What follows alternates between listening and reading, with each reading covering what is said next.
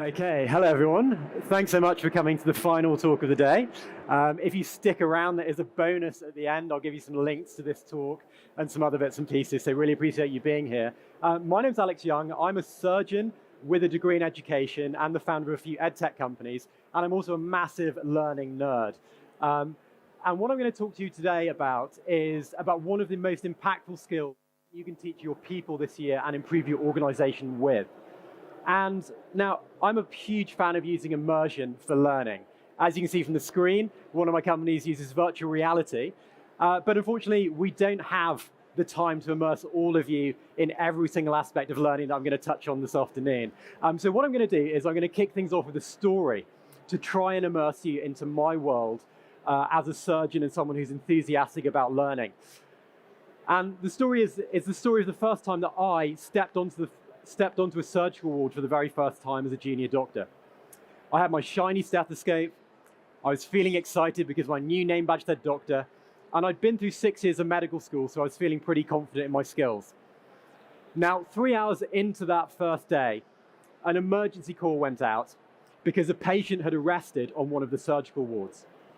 All of the surgical team rushed down to attend the patient and started chest compressions. We all knew the technical skills, but I definitely wasn't prepared for the stress and emotion of having to resuscitate an unconscious person for the first time. Now, the team leader did an amazing job of effectively coordinating the surgical team in that high-pressure environment. But unfortunately, that patient didn't make it. That team leader then had to make the difficult decision to stop chest compressions in the best interest of the patient. He had to debrief the team to make sure that all the doctors and nurses could process that terrible and traumatic event. And he was even able to turn this into a potential learning opportunity by highlighting what had gone well and what hadn't to some of the junior doctors there to improve their own careers. And then he had to manage his own emotions and go and explain things to the patient's grieving wife and relatives in an empathetic and sensitive way. So pretty easy first day on the job, right? Maybe a little bit different from what you all experienced. But what did I take away from this? Well, it wasn't the technical aspects of actually doing an operation or managing a patient or performing chest compressions. It was the soft skills or human skills, or as I call them, power skills, that made the biggest impact on everybody involved in that example. Now, we often forget just how important soft skills or power skills are because we use them every day, both in our work lives and our personal lives. And I call them power skills because it's not soft skills and hard skills. It's the technical skills we need to do our jobs in work every day.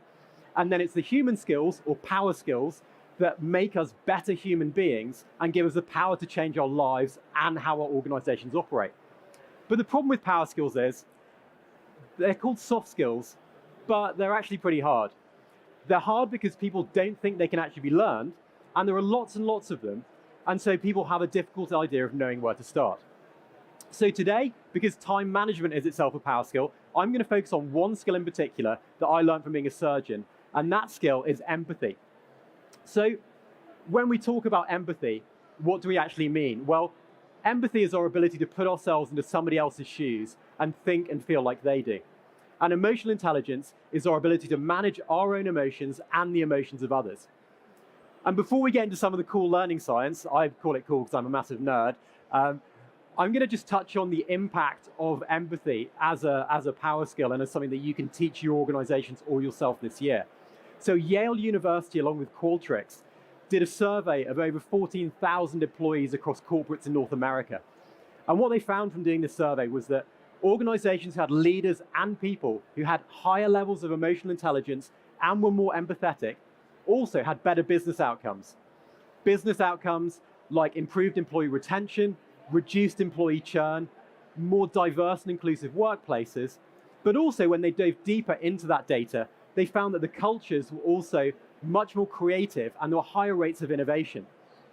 So empathy and emotional intelligence aren't just things that we say, they actually lead to real return on investment if you upskill your people. But how do we do that? Lots of people think that emotional intelligence or empathy or any power skill like communication or creativity can't be learnt and can't be taught at all. And from my own research into this area during my degree into education, my surgical training, and having interviewed over 100 high-performance leaders, I found out a couple of commonalities. first of all power skills can absolutely be learned because they are skills.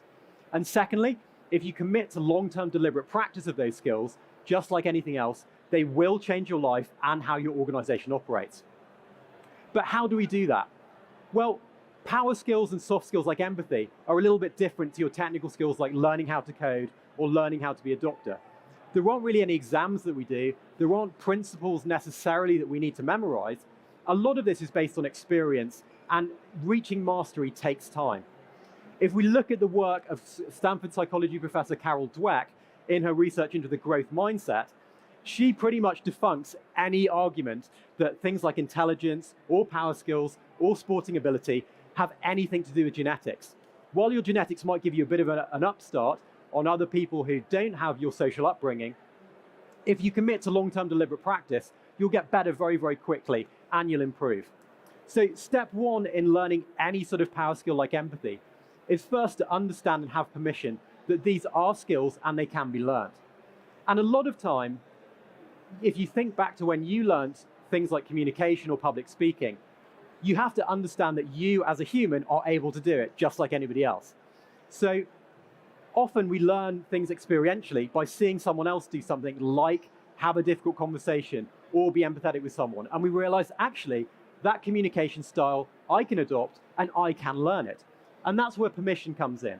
And what we see at the moment with things like learning management systems or online video courses that go through things like how to be an empathetic leader or how to build communication or how to build diversity and inclusivity is they're often video-based or they're coaching-based.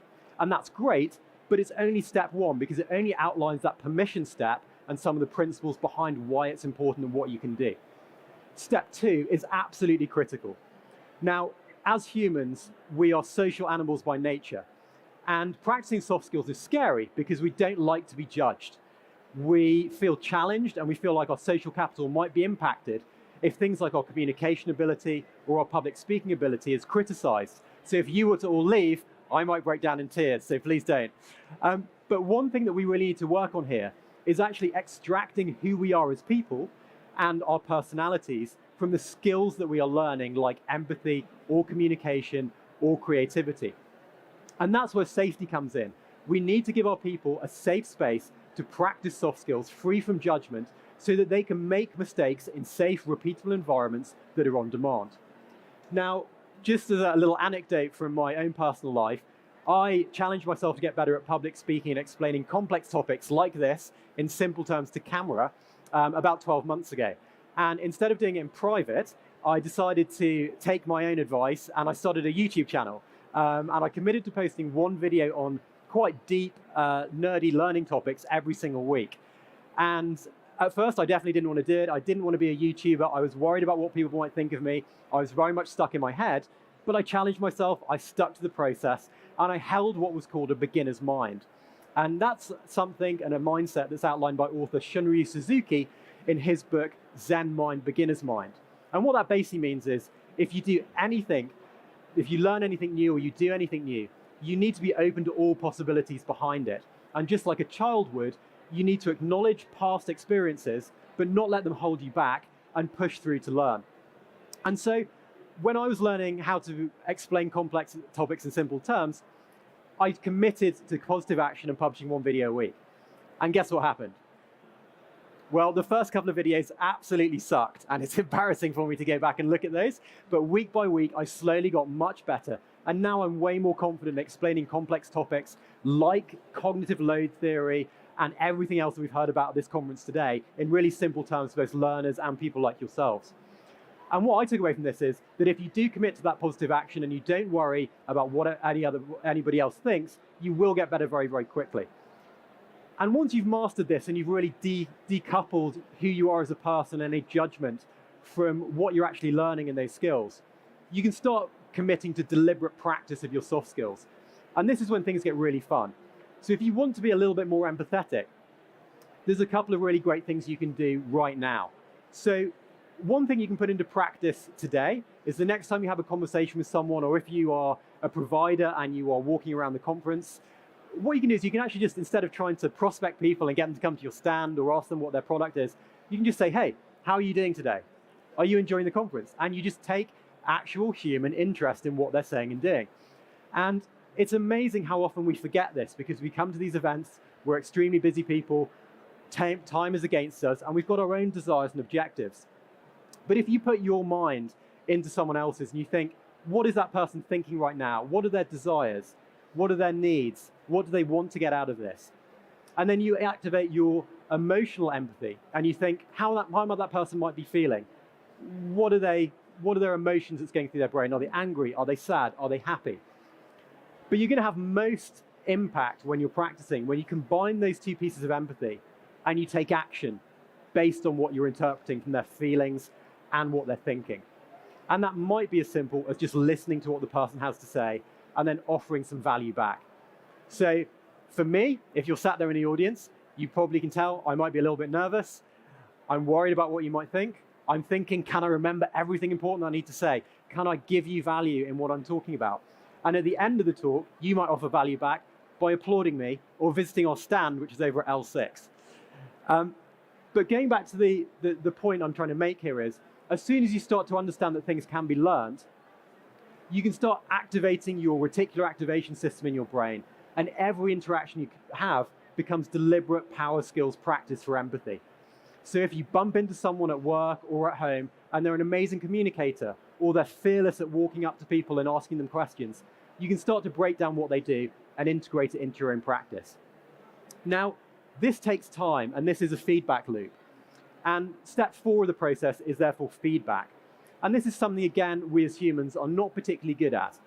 Now, when I worked as a surgeon, every 6 months we had to do something called a 360 appraisal, where all of our clinical aptitude was assessed and fed back from everyone, from people we worked with to patients. And we're pretty open for the most part to receiving criticism through things like exam scores or sales quotas or anything that's quite technical. But when it comes to things like how we communicate, or are we empathetic, or are we creative, we tend to shut down a little bit more, and we're less likely to go and seek coaching or seek help to improve ourselves. And that's why with feedback, it's absolutely critical that we lean into as many pieces of technology and learning opportunities as we possibly can. One of the big problems with experiential learning for things like empathy or any power skill is it's quite serendipitous what you're exposed to. So for me, when I was a doctor, I might attend a clinic where I saw an amazing consultant surgeon who is a brilliant communicator with patients.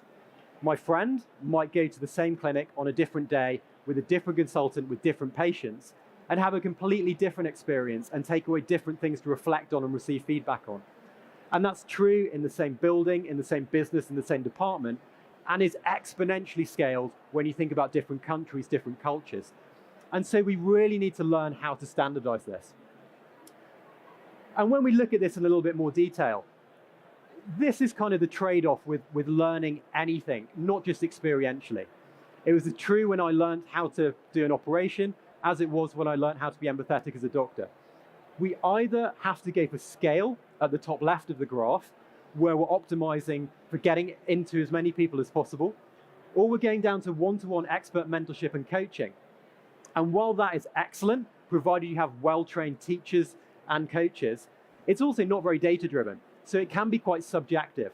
So if I was assessing somebody and their communication ability or how empathetic they were in an interaction, like a role play or a one-to-one training scenario, I'm very biased in what I might suggest they improve based on my own experiences and how well I've been trained in delivering feedback for empathy and communication skills.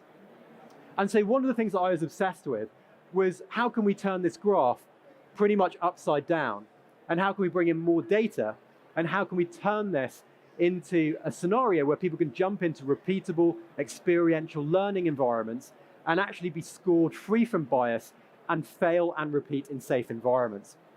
And that's one of the things that we started building at Verti. But just before we look at that in detail, you've been, had stats thrown at you all day. And I'm going to throw a couple more here, and it's from the medical sector. Because, like I said at the top of my talk, sometimes we forget just how impactful things like soft skills are, both to those we interact with and to ourselves. So this is some data that we took some research in the NHS, who are one of our customers. And what you'll see is that things like medical errors, which are often attributed not to people not knowing the technical steps of how to do something, but often things like breakdowns in communication or leadership ability, or complaints from patients when people are not being empathetic enough or are too rushed. And this leads to a huge amount of cost, and in healthcare, it leads to actual mortality. And we also know that outside of healthcare and beyond, people are generally dissatisfied with how learning is delivered, especially experiential learning, where if you have those serendipitous one-off encounters, we know from Ebbinghaus's forgetting curve that you're going to forget everything you learn in about a period of a couple of months if you're not repeating it through using techniques like spacing or going over what you're learning. And so if we dive into this a little bit more deeply, and if you're still not convinced about the one skill you can learn this year that's most impactful for your lives and your business, this is some stats from LinkedIn's Workplace Learning Report this year. And as you can see, in the top 10, pretty much 8 or 9 of those are power skills. And we've got emotional intelligence and empathy there. And we're also looking and faced with a workforce which is coming through, who are much more in tune with their emotions. And they're also much more in tune with how they actually access learning and what they want from you as a learning and development provider and you as an organization.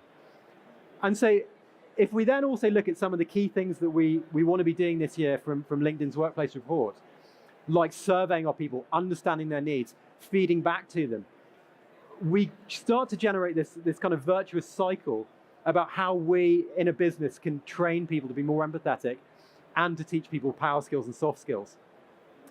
And this is not designed to be a sales pitch, but this is really just a slide showing you how technology is there to help people. And what we built at Verti, we looked at completely transforming how people learn and train in this very difficult sector of soft and power skills. And what we found was that if we think back to that virtuous cycle of getting permission, well, video is great for getting permission, but perhaps people don't really engage with video as it's deployed at the moment.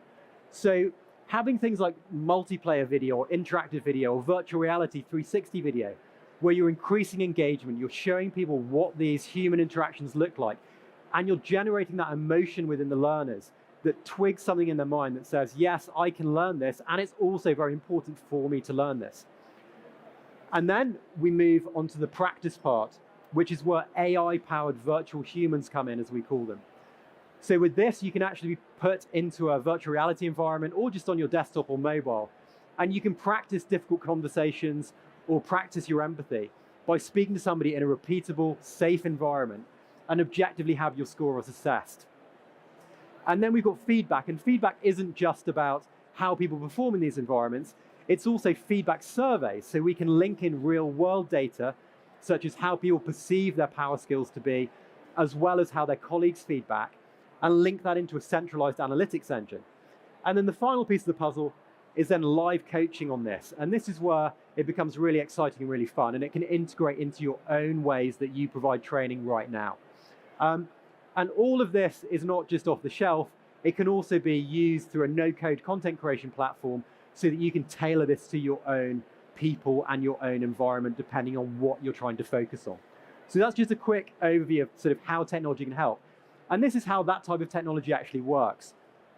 If we think about how our brains work, and this again, unapologetic learning nerdery from myself, this is what I get excited about because I'm very sad. Whenever we learn anything, whether it's power skills or whether it's technical skills, our sensory memories get triggered by some kind of event. And if that's an emotional state, that has a much greater impact on how we remember things. So if you think to the last time you maybe lost a relative or you were at a wedding or a happy event, you can probably remember those environments much more vividly than you can the last time you went through some mandatory LMS training, for example. And this is where emotional state really comes in. So if you're immersed into a virtual reality scenario or a multiplayer social learning scenario or an AI-powered virtual human scenario, it's really triggering that engagement piece and locking things into your sensory memory. And then we move to our working memory where we say, okay, we've got these on-demand power skills like empathy at our fingertips. We now need to test people under pressure in safe, repeatable environments. And we need to actually put them under some stress and see how they do, just like they would in their day-to-day job, but in this case, in a safe environment. And then we move all the way along to our long-term memory. So to really get memories embedded and to beat Ebbinghaus's forgetting curve, we need to remind people of some of the skills they've learned using spacing and also active recall. So again, where technology can help, is that unlike coaching that you might have to manually schedule, which can be a pain, it can be expensive, it can require actors or actresses, technology can automatically run a spacing algorithm and remind people when they need to practice some of their power skills that they're perhaps not as good as their colleagues at. And don't just take my word for this. We've done a lot of work around if this actually works. And one of our customers, as I mentioned, is the NHS because of my background. And we've kind of been independently audited by lots of doctors and nurses with interest in teaching. And what they basically found was through a couple of studies, one that surveyed around 1,000 learners on the platform and another that surveyed doctors and nurses during the pandemic, is that when you apply types of technology like I've just shown you to things we normally take for granted and are quite serendipitously learned, like power skills, like empathy, your ability to remember that kind of beats Ebbinghouse's forgetting curve. And more importantly, it actually links into a lot of your business outcomes like saving you time, saving you money, and increasing employee and people engagement. And we've been quite lucky in that a lot of this work has been picked up around the research side by some of the awards I'm showing here. And just to go a little deeper, we looked at technical skills as well here and how power skills like being empathetic and being an empathetic leader can actually impact real world environments. And what we did was we looked at the time needed to make decisions in performing things like chest compressions, which is my story from the top of this talk. And what we found was that people who we put through these repeatable environments where they were stressed, they had to make decisions under pressure, they had to be empathetic when communicating with teammates, they actually were faster to make decisions at a post-test real-world environment than their peers were who'd been through the gold standard, which is in-person mannequin-based training in healthcare, which was really, really interesting. And for me, this is one of the most impactful pieces of research we did. And this, again, was actually led by doctors and nurses in the NHS. And what it basically showed was that people who went through some of these highly stressful, empathetically charged and emotional environments, they were more likely to deal with them in real life in better ways. And they had mechanisms to reduce their stress, to reduce their anxiety, and they then felt their performance was better when it mattered. And this is what good training looks like. And so, just in practical terms, you might be thinking, how can this actually be embedded into how we train our people? Well, it's quite simple that we're not looking to kind of replace anything that's happening. All of this should be complementary. If you think about how you deliver training at the moment, it's likely you have some kind of training session scheduled in, whether that's online, whether it's in person. And any of this new type of technology that's out there can be embedded, whether it's before existing training to improve people and what they get out of your existing training curriculum, whether it's during training to make it more interactive, to make it more engaging, or whether it's after training to make sure that people don't forget things and use spacing to improve people's learning retention.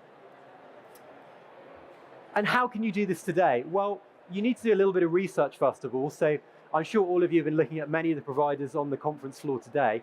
And one thing you really need to map out is, where does this fit into your own curriculum? Do you have buy-in? Do you have a champion in your organization who's really going to advocate for us being empathetic training leaders in our sector and in our department? And you need to map out what that looks like. And maybe that's working with some consultants, maybe it's mapping out with a workshop internally. And then you need to think about, okay, what are we going to teach? What are we going to train people on? How does this relate to our own business? And it might be that if sales is one of your areas that needs a lot of training, if you're trying to hit those sales quotas, that you focus down on training your salespeople to be more empathetic or be better communicators during the sales process. And so you can start mapping out what an initial project looks like to train people focusing around their sales training and their power skills. And then you want to think about, how are we going to roll this out? Well, we can integrate it into our curriculum, but do we have the technology? Are we going to use things like virtual reality, as you've seen people around here using today? Are we going to use things like AI? Are we going to create things ourselves? But most importantly, you need to think about how you're going to feed this back into the business. What metrics are you going to track? If it's sales, are you going to be looking at sales performance? Are you going to be looking at how your salespeople ramp? Are you going to be looking at how quickly they get to value? And you can build this all out and start to really put together an implementation plan that you can then take to your team, to your organization, to your CIO, your CFO, whoever it is, and really put this into practice to improve things today. So just to kind of wrap things up, if you take anything away from today's talk, it's this. It's that if you commit to learning difficult things like empathy and how to be a better leader and creativity, and things that some folks might tell you can't be learned at all, but which I say they absolutely can, then you'll completely change your life. But if you go deeper and you really spend time integrating this into your business, integrating it into your own learning, and you master skills like empathy and the skills that I learned from being a surgeon, you might just make the lives of your people even better from today. And that's what we're here to do. And this was one of the most rewarding things that I had happen to me as a surgeon, as a founder, as a person, which was during COVID, as we scaled out our business, we actually got featured on the NASDAQ tower in Times Square. Now, lots and lots of information in this talk, and I did promise at the beginning that if you want a copy of this talk or you want to get access to any of the videos that I mentioned that I talk very nerdly about learning on a weekly basis, do head over to stand L60 just over there in the back, and the team will provide you with links to all of those. If you want to connect with me on socials, I'm Alexander F. Young, because Alexander Young or Alex Young were taken across all social media. And if you want to check out Verti, that's our web address. Thank you so much for staying around this afternoon. I hope you have a great rest of the day. I've probably got time for one or two questions if anyone does have any, and I'll stick around here for the next 5 minutes or so.